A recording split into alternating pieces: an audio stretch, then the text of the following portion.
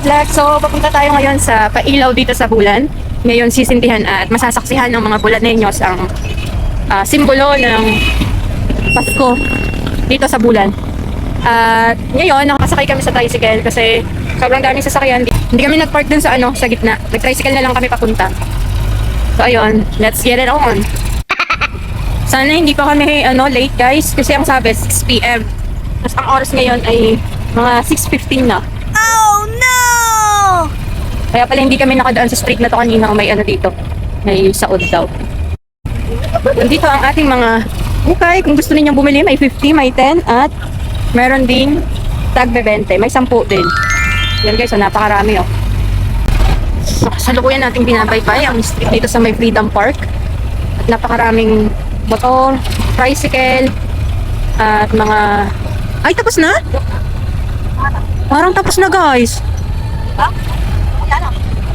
Kuya, how much? Uy, ang dami guys. Sabi nila hindi pa daw tapos. Buti na lang mataas ang ating guys. Uy, napakaraming tao guys. Guys, ang dami ng tao guys. Pati na meron, pati dito. Ayan o, lahat. Lahat may mga puno. Wow, okay.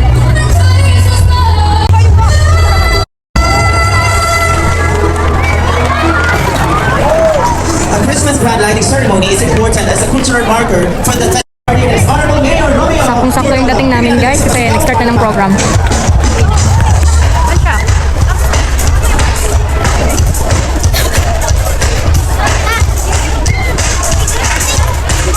It's raining na guys.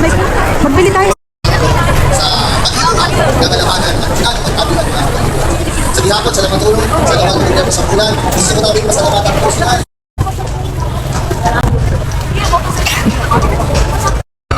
Start ang lighting ceremony of a Christmas village. Kaya kagulan ang presentation natin.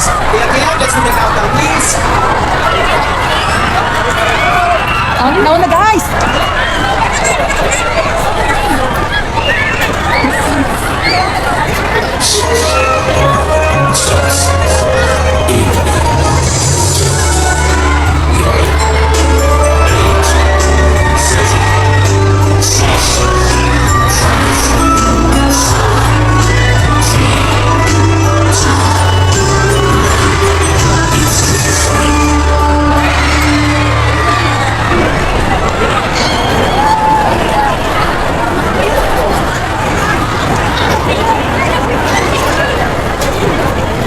Grabe guys, ang daming tao guys.